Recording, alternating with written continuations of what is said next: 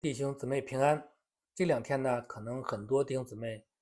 心情都是大起大落的，都是很激动，也很兴奋。我们的注意力都集中在伊朗。没想到今年的复活节是这样度过的。那我昨天拍了一个视频，拍完这视频以后还没有发出去，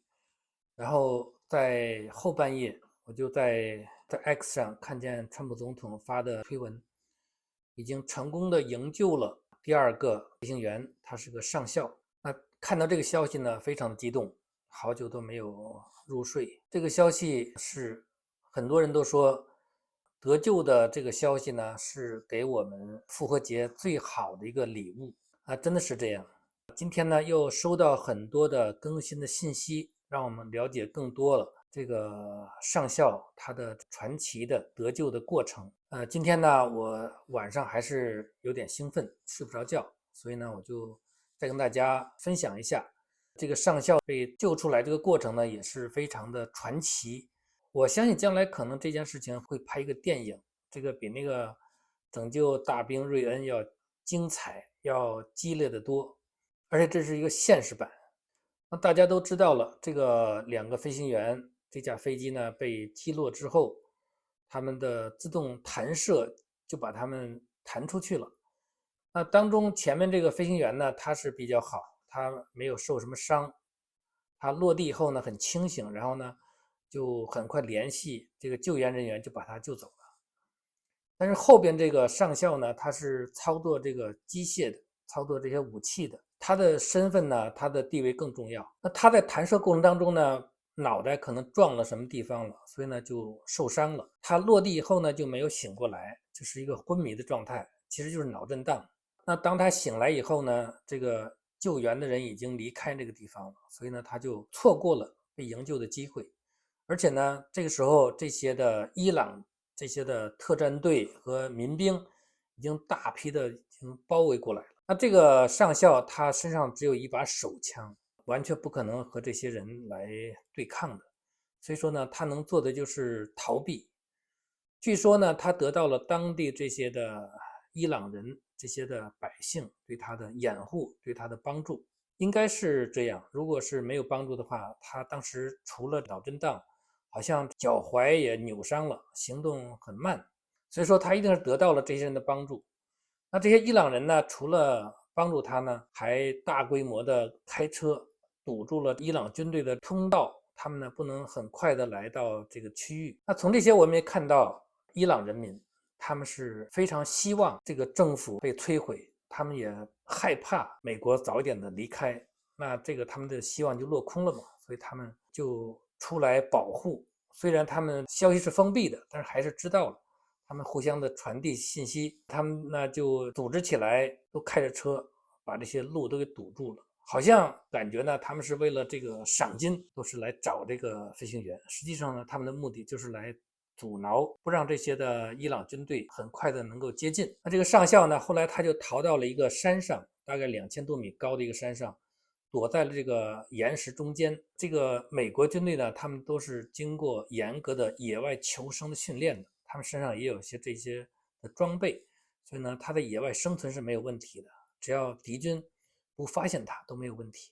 但是呢，如果自己的军队不能及时找到他，把他带走，这个被抓到是迟早的事情。所以说呢，可以想象这个环境多么的恶劣，是非常危险的。川普总统称这一次呢是高风险、高强度的一次美国历史上最大胆的搜救行动。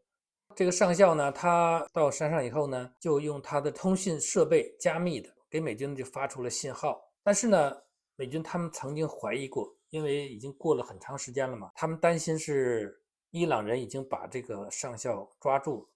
啊，用这个信号呢引诱美国军队过来，这是一个陷阱。所以呢，他们就有点担心，不太确定这个是不是真正是这个上校自己发出来的。那这个上校呢，后来他是非常的机智。看来他是一个基督徒，他就发了一个很简短的一句话，说是 God is good。当美军收到这样一句话的时候，他马上就打消了这个怀疑，因为呢，伊朗人不可能说这样的话的。那既然已经确定了，所以呢，美军就赶紧联络附近的最近的能够很快到达的这些的空中的军机，立刻就赶往这个上校所在的这个山头。那同时呢，组成了一个急救队。这一次呢，除了美军，以色列也派了2支特战队参加。那据说这次参加营救的有几百个特战队员，包括伞降、精英、海军海豹突击队，出动了数十架的军机，有战斗机、直升机、运输机、攻击机，可以说为1个人出动了这样大批的装备、军队、军力。看来美军川普总统他们对这件事情可以说是高度重视，是一件头等的大事。因为确实是，如果这个上校被抓，那整个的战争的方向可能都会改变。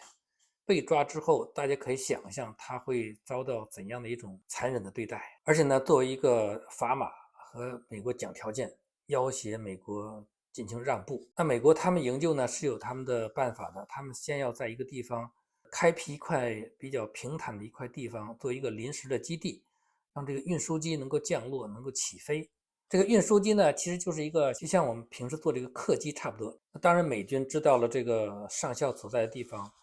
那同时呢，伊朗人他们慢慢的也就知道大概的位置，所以呢，他们也在朝这个地方集结。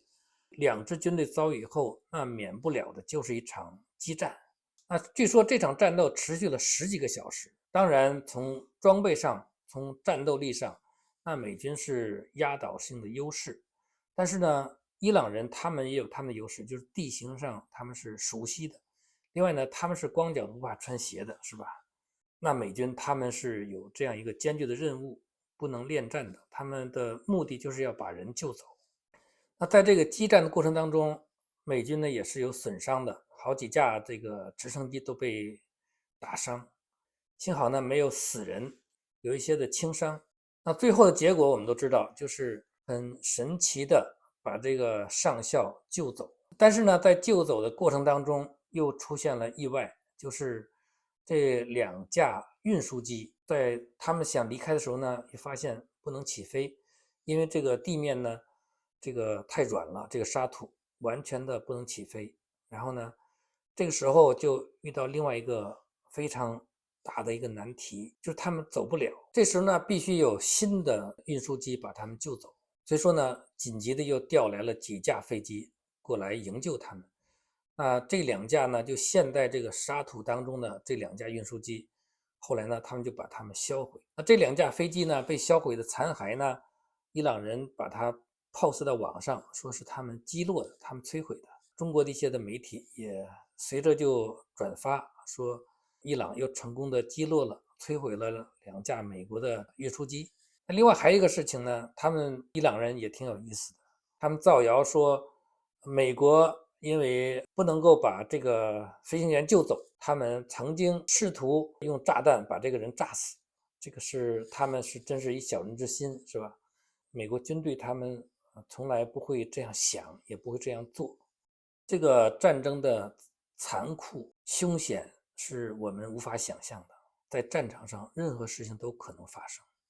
虽然人救走了，在飞机上是不是会被打下来？那到了这个临时的基地，还有很多的可能的意外会发生，比如说飞机不能起飞，这就是一个意外，是吧？这个派新的飞机过来收拾这个现场，前后过程要几个小时的。那这几个小时当中，伊朗人他们如果有什么行动，那都想不到会发生什么事情的。所以整个这个过程当中，川普总统和海格塞斯他们就是全程来监控的，一直在白宫，一直在密切的关注这件事情。那这件事情呢，我们分享了美国军队这种不会放弃任何一个战友这样一个信念，或者说是一个承诺，他们真的能够做到。不惜一切的代价，这是美国军队的可贵的地方，当中也有信仰的力量。那今天呢，我想和大家分享什么呢？这些都不是最重要的，最重要的就是可能有的弟兄姊妹会觉得啊，美国的军队他们装备太厉害了，他们训练的好，所以呢，军队的能力、军队的战斗力强，才呢能够保证这次的胜利。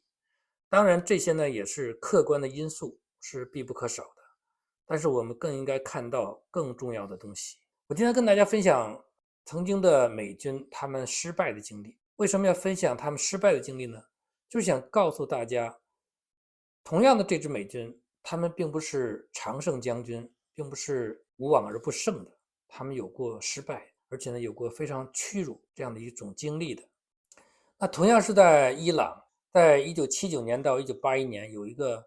很重要的事件叫人质危机。这个人质危机的过程呢，就是因为伊斯兰革命的胜利，有一大批的激进的学生冲进了住在这个德黑兰的美国大使馆，扣押了当时的66个人质，就是美国人工作人员。那后来呢，释放了一些非洲裔的和这些妇女，留下了53个人质，一直没有放。后来呢，通过交涉谈判没有结果，当时的美国总统叫吉米·卡特，他呢就最终批准了军事救援。那这个军事救援呢，他们设计的也是不错的。当时从这个尼米兹航空母舰上起飞，有8架海军的直升机，回到伊朗这个沙漠中间的一块，就是也是开辟出来的一个集结点，在这儿呢集结。在这儿集结以后呢，准备好，然后呢再开到这个德黑兰去。设计是这样设计的，但是呢，因为衔接的问题种种的原因吧，最后呢，到了沙漠这个集结点的时候呢，有3架已经受损了，但是呢，他们这个行动的计划是至少有6架直升机，所以呢少了1架，这个指挥官就决定取消这次行动。那因为取消行动呢，就要撤离嘛。在这个慌乱当中，1架直升机和1架运输机，也是这个130运输机撞在一起了。撞在一起呢，就起火爆炸，当时就死了8个军人，8个士兵，这是一个非常惨重的事故。总之呢，是失败了，都没有真正开始行动就已经失败了。先是飞机受损，然后呢就是相撞爆炸。那这次行动呢彻底失败。而且呢，他们在撤离的时候呢，仓皇逃走，剩下的直升机都废弃在这个地方了，等于留给了伊朗人。当然，这个人质就谈不到了，就没有救成。而且呢，后来也没有再采取任何的行动。这就是看到一个总统，一个3军总司令，他的意志遭遇失败，马上就放弃，就彻底的放弃了，不再考虑这件事情了。那这次失败呢，也是打击了卡特政府的声誉，也让美国呢颜面扫地，在国际上颜面扫地。这件事情呢，也是让他在80年总统竞选当中连任失败，让民众呢对美军的信心大受损伤。那这次事件也成为美军特种作战史上的一个反面的教材。再说一下这个卡特，这个人呢也挺有意思的。他不但在这次的营救当中失败，另外呢，也是这个人，就是他亲手把北韩变成了一个核武大国，拥有了核武器。其实在当时呢，克林顿做总统其实是有机会阻止北韩研制出核武器的，但是呢，因为卡特他那时候已经是退休了，已经没有政府的职员了，他是一个前任总统，但是呢，他就要好大喜功，他说我来去找这个金日成谈判。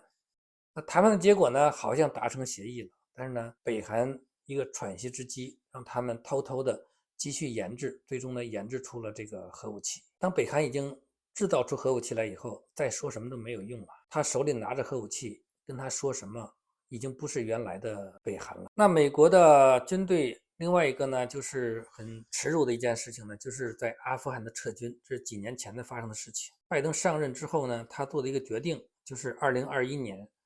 从阿富汗匆忙的撤军。那你撤军是可以撤的，是吧？要按部就班的，一步一步的来。但是他给出来的命令，给出来的期限，让这些的指挥官不可能从从容容的撤军的。所以最后这个结果呢，可以说是连滚带爬。他们匆忙的撤军，也是一个非常不负责任的，让很多的曾经帮助过美国的这些的阿富汗人就留在了阿富汗，没有机会离开。所以呢，在当时我们看这些新闻是吧，有的人死死抓住这个飞机不撒手，活活被拖死，就是他们知道他们留下来就是死，非常惨的落在这些塔利班的手下。不但呢这些的人他们没有带走，另外呢，他们给塔利班留下了非常多的军事装备、武器，这个数字呢，真是大得惊人。这些呢，都是有资料可查的。当时呢，美国援助阿富汗是差不多$900亿，那其中大部分都是武器装备。美军在离开的时候呢，他们自己的这些的武器装备都已经销毁了，但是呢，有些是留给阿富汗政府军的。但是呢，在当时那情况下，很明显的，政府军根本就不是塔利班的对手，这个结果是可想而知的。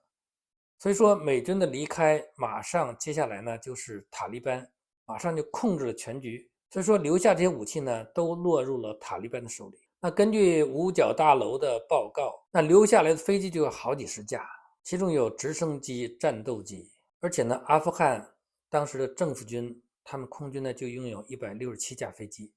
那这些呢，最后都落入了塔利班的手里，这塔利班发了大财。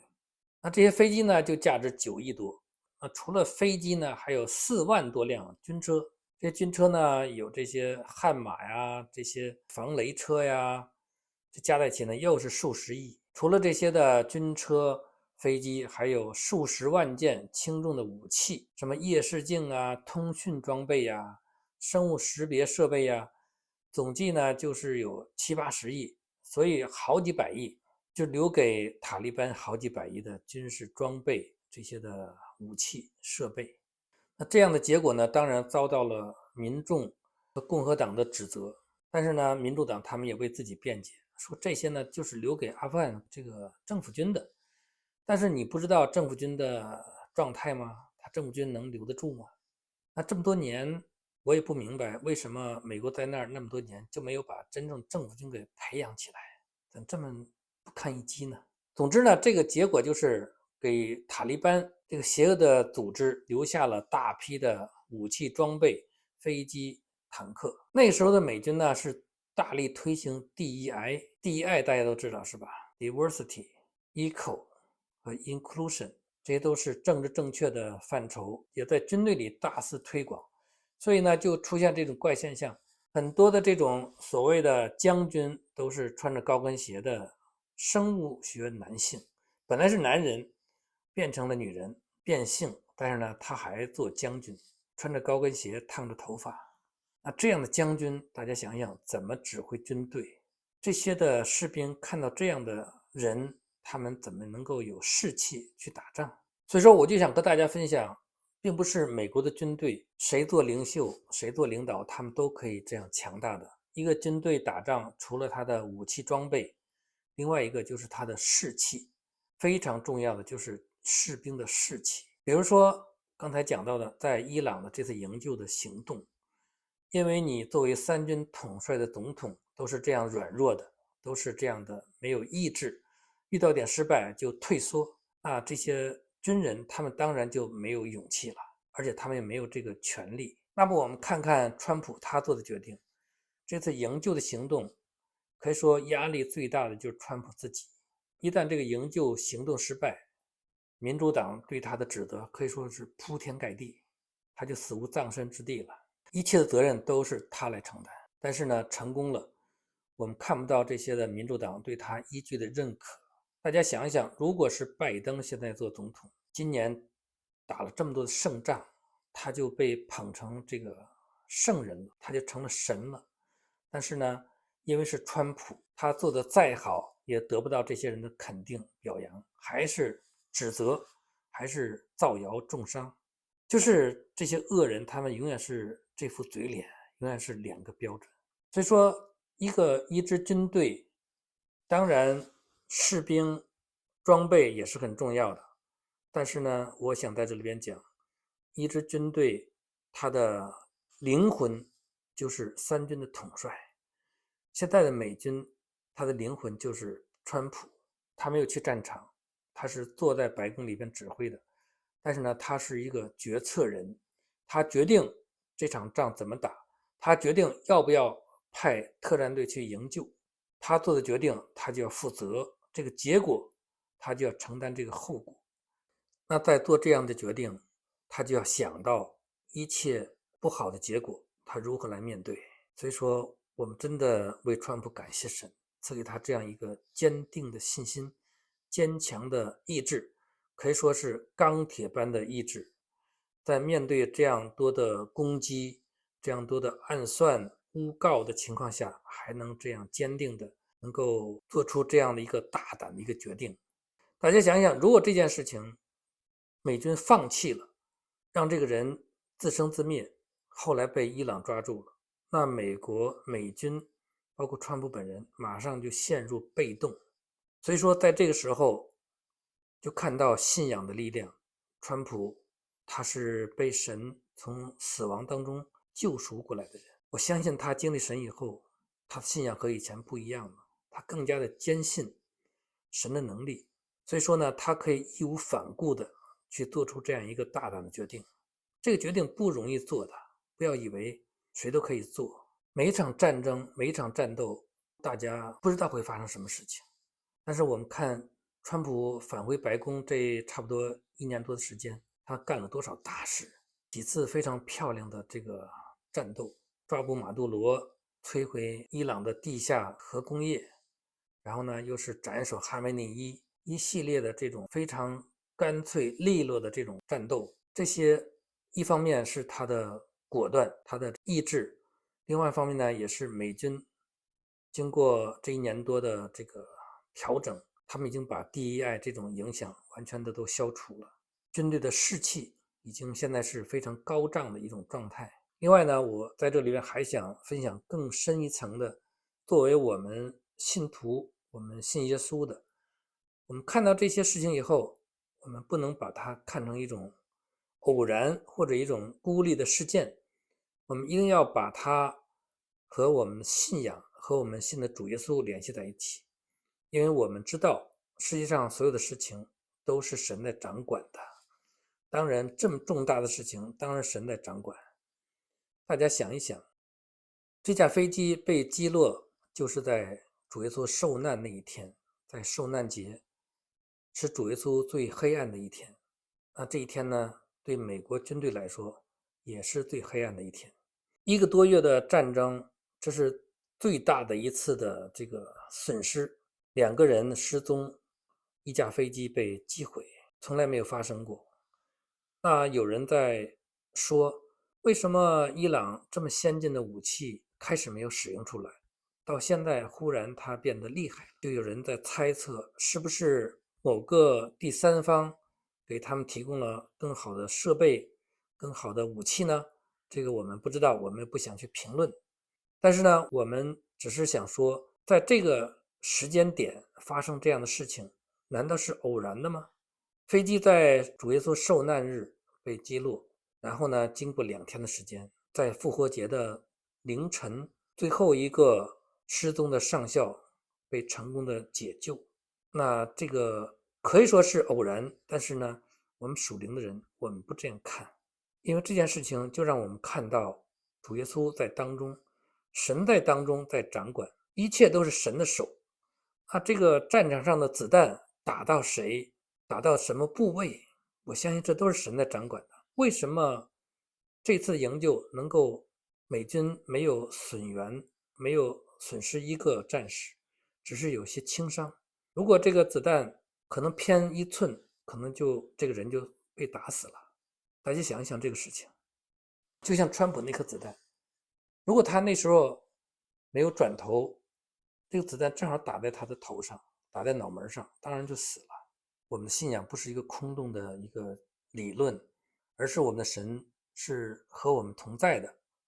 是掌管这个世界的。不要认为这个世界握在那恶者的手下，撒旦就可以肆无忌惮地掌管这个世界。No， 这个世界神从来没有失去过主权。所以说我们要经历这些事情，我们是经历到神的，是神的手，神听我们的祷告。那我在 X 上边，我是第一次发这样的祷告。我以前呢都是发信息录一个分享，那这次呢我就有感动，做了一个祷告。我求神来保守这个，我当时不知道他是上校，我说保守这个飞行员能够尽快的归队，让美国能够战争得胜。那当然也受到很多弟兄姊妹的支持，也受到很多的攻击。但是呢，我这个祷告，我自己发出来的，我一直在祷告的，而且呢，我也真实的经历到、感受到神真的是听祷告的神。那这件事情呢，更加鼓励我们以后更加要迫切的祷告，为这个败坏的世界祷告，也为美国祷告，为川普祷告，为他的团队万斯、卢比奥、海格塞斯，所有这些在他的手下为美国工作的人，他们按照神的心意，也被神来带领，被神来保守看顾。求神继续听我们祷告，继续保守这场战争能够尽快胜利，让这个毛拉政权彻底的垮台，彻底的被消灭，建立一个能够造福伊朗人民的一个民主的政权。感谢主。